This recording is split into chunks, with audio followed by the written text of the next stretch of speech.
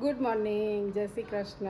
કેમ છો બધા? આજના મારા નવા બ્લોગમાં તમારા બધાનું સ્વાગત કરું છું. ને અત્યારે આપણે રસોઈની તૈયારી ચાલુ કરી દીધી છે. ને આજે ગરમી પણ બહુ જ છે, તડકો બહુ છે, બફારો પણ એટલો છે. શેરીમાં જો એકદમ સુમસામ વાતાવરણ થઈ ગયું છે, સાવ સૂનું સૂનું, કોઈ જ નથી બહાર.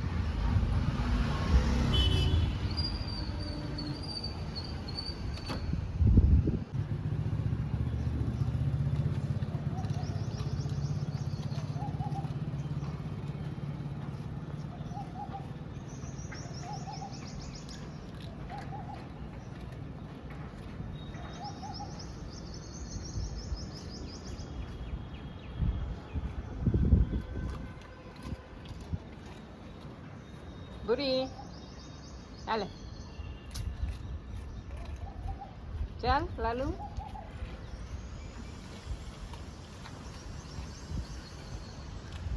આજે ઘણા દિવસો પછી અમારા કૂતરાઓ દેખાણા છે.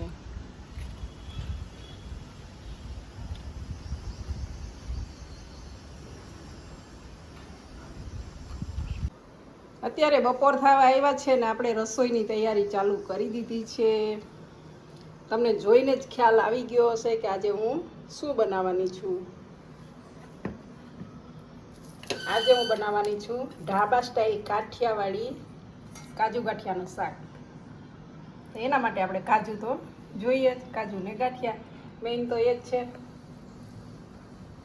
અને બીજી પણ થોડીક આપણે સાઈડમાં તૈયારી ચાલુ કરી દીધી છે. અહીંયા કઢાઈ મૂકી દીધી છે અને આમાં આપણે ડુંગળીને આપણે કટરમાં ઝીણી કટ કરી લઈશું અને ટામેટાને આપણે મિક્સરમાં પીસવાનું છે, એની પ્યોરી કરવાની છે.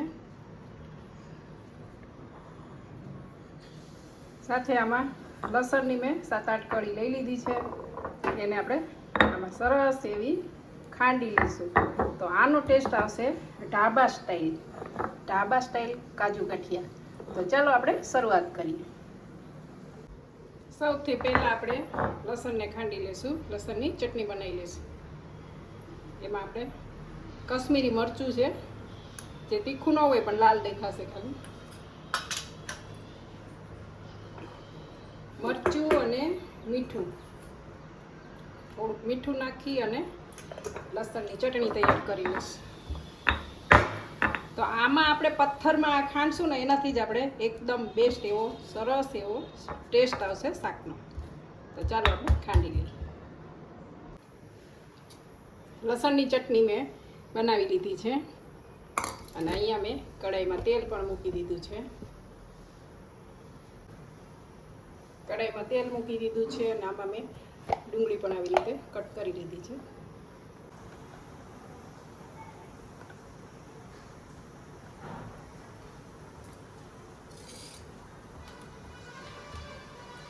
તેલ ગરમ થાય પછી આપણે એમાં જીરું નાખીશું.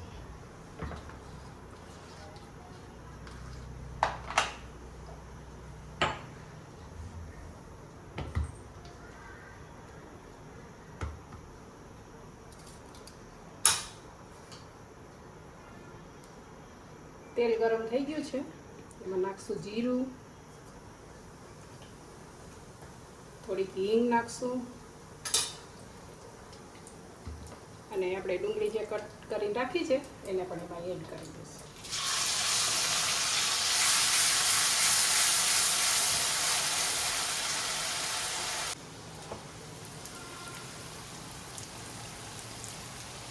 ડુંગળી થાય છે ત્યાં સુધી આપણે બીજા મસાલાની તૈયારી કરી લઈએ. એમાં જે આપણે નાખવાનો છે મસાલો, એમાં આપણે જે ચટણી લસણની કાંડેલી છે એમાં નાખશું ધાણા જીરું થોડુંક વધારે નાખશું, હળદર અને ચટણી તો આપણે નાખેલી છે. જો તમે તીખું ખાતા હોય ને તીખું મરચું નાખવું હોય તો થોડુંક એડ કરી શકાય.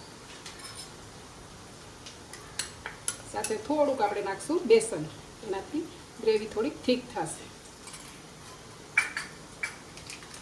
અને ગરમ મસાલો નાખશું.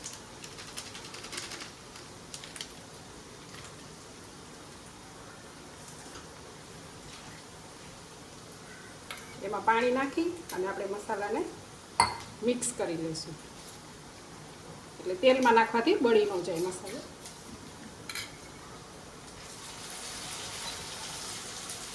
જો ડાયરેક્ટ તમે સૂકા મસાલા એમાં કોરા મસાલા નાખી દેશો ને તો એ બળી જશે. આવી રીતે પાણીમાં એડ કરીને નાખશું ને તો એનો ટેસ્ટ પણ બહુ સરસ આવશે અને મસાલો તમારો બળશે તમને.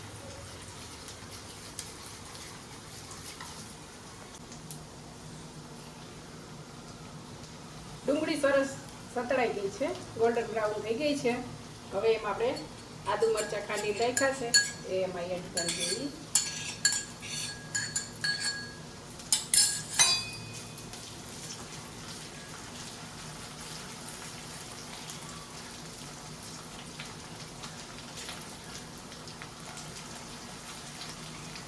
આદુ મરચાં સરસ થઈ ગયા છે અને આપણે આજે મસાલો રેડી કરીને રાખ્યો છે એ મસાલાને એડ કરી દઈએ.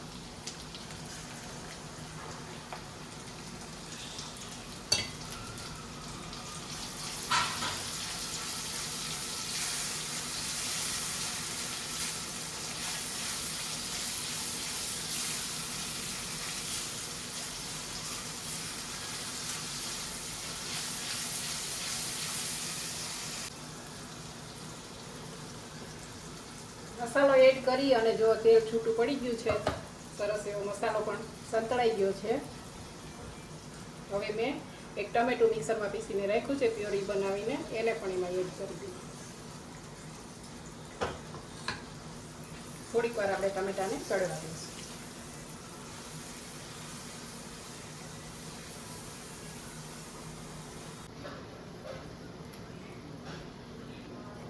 હવે એમાં કાજુ એડ કરી દઈશું. કાજુ તમારે વધારે ઓછા જેટલા નાખવા હોય એટલા તમે લઈ શકો છો. ક્વોન્ટિટી તમારા હિસાબથી સેટ કરી લેવાની. મસાલામાં આપણે પેલા કાજુને એડ કરી દીધા છે, કેમ કે મસાલા આપણો જે મસાલો બને છે એમાં કાજુને સરસ એવા એમાં મસાલાવાળા થઈ જશે એટલે એનો ટેસ્ટ બહુ જ ફાઇન આવશે. થોડીક વાર હવે ઢાંકી દઈશું.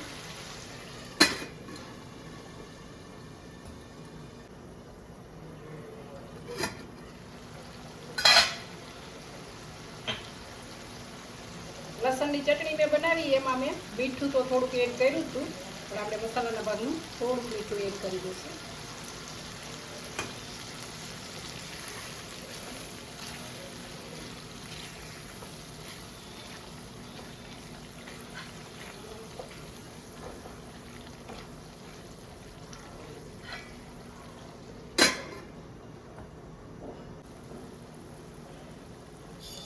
પાંચ મિનિટ ચડવા દીધું છે મેં કાજુ સાથે મસાલાને.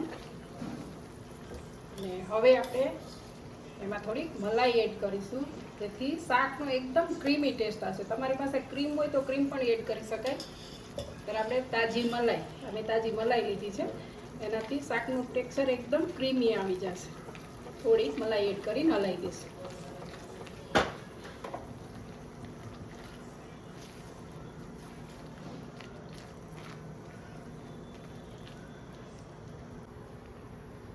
એમાં મેં થોડું ગરમ પાણી પણ એડ કર્યું છે, કેમ કે આપણે કાજુ ગાંઠિયા બનાવવાના છે, તો એના માટે મેં ગરમ પાણી એડ કરી અને થોડુંક ઉકળવા દઈશું.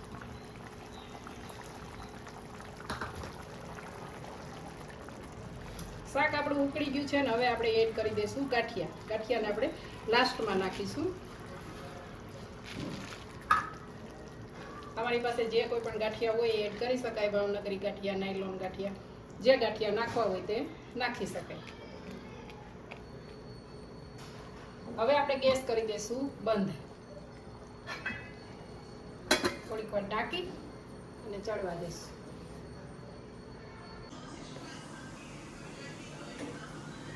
કાજુ ગાંઠિયાનું શાક પણ બની ગયું છે અને મેં લોટ પણ બાંધી લીધો છે. ચાલો બતાવું કેટલું મસ્ત બન્યું છે. બહુ જ ફાઇન બન્યું છે. તમને જોતા જ મોઢામાં પાણી આવી જાય એટલું મસ્ત શાક બન્યું છે.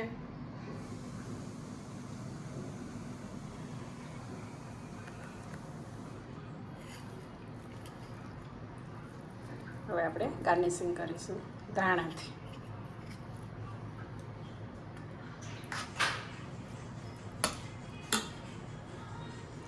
અહીંયા મેં લોટ પણ બાંધી લીધો છે, તો ફટાફટ હવે હું રોટલી બનાવી દઉં.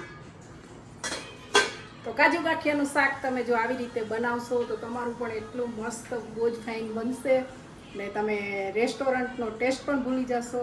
એટલું સરસ ટેસ્ટમાં બેસ્ટ બહુ જ મસ્ત બને છે. એકવાર ચોક્કસ ટ્રાય કરજો. રસોઈ આપણી બની ગઈ છે, રોટલી પણ બની ગઈ છે અને સાથે તો કાજુ ગાંઠિયાનું શાક મસ્ત મજાનું એવું તમને જોઈને જ ખાવાનું મન થઈ જાય એટલું મસ્ત શાક બન્યું છે. એટલું મસ્ત શાક બન્યું છે ને આની સાથે તમે 2 રોટલી ખાવાના હોય સાથે 1 રોટલી વધારે ખાઈ જાઓ એટલું મસ્ત બન્યું છે. અને સાથે બનાવ્યો છે આપણે ઠંડો ઠંડો કેરીનો રસ તો હોય જ ને સાથે તો સલાડ છે અને ઠંડી ઠંડી છાશ. તો ચાલો અમને લાગી ગઈ છે ભૂખ અને અમે બેસી જઈએ છીએ જમવા. ચાલો બધાય બપોરા કરવા.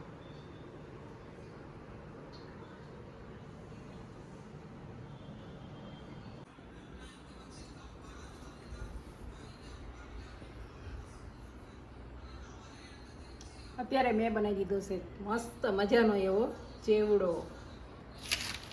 કેટલો મસ્ત બન્યો છે. સરસ એવો ચેવડો બનાવી દીધો છે કેમ કે કાલે મારી દીકરીને જમાઈ આવવાના છે અને સાંજની રસોઈ પણ બનાવી દીધી છે. અત્યારે તો સાંજે રસોઈમાં મેં બનાવી છે ખીચડી, ગરમ ગરમ ખીચડી, રોટલી અને બપોરે મેં બનાવ્યું હતું કાજુ ને ગાંઠિયાનું શાક પડ્યું છે અને એની સાથે છે આપણે દૂધ. સાંજે તો થોડુંક આવું હળવું ને એવું અમે ખાઈએ. તો ચાલો હવે અમે જમી લઈ. અત્યારે સાંજના 8 થવા આવ્યા છે અને આપણે રસોઈ પણ બધી બની ગઈ છે અને અમે જમવા બેસવાની તૈયારી કરીએ છીએ. આજે મેં ચેવડો બનાવ્યો છે કેમ કે કાલે મારી દીકરીને જમાઈ આવવાના છે. કાલે પણ હજી 1-2 હું નાસ્તા બનાવીશ, એ પણ હું તમારી સાથે શેર કરીશ. તો મારો વિડીયો જોતા રહેજો અને મારો વિડીયો જો તમને પસંદ આવે તો લાઈક કરજો, શેર કરજો અને ચેનલમાં નવા હોય તો ચેનલને સબસ્ક્રાઈબ કરજો.